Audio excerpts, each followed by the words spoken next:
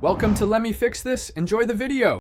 In this video, I will explain how to put a GMC Sierra into neutral. First, ensure your vehicle's engine is running. It is crucial to perform this operation on a level surface to prevent unintended movement. Always begin by firmly engaging the parking brake. This essential safety step helps secure your vehicle, providing a stable foundation for the next actions. Taking these initial precautions ensures a safe and controlled process.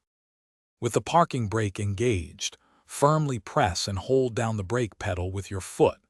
Now, carefully move the gear selector into the neutral position. You should see the letter N illuminate on your dashboard or gear display, confirming that the vehicle is in neutral. This step is straightforward, but always double-check the indicator for accuracy. Maintaining pressure on the brake pedal is important. For towing purposes, you might need to activate the neutral tow mode.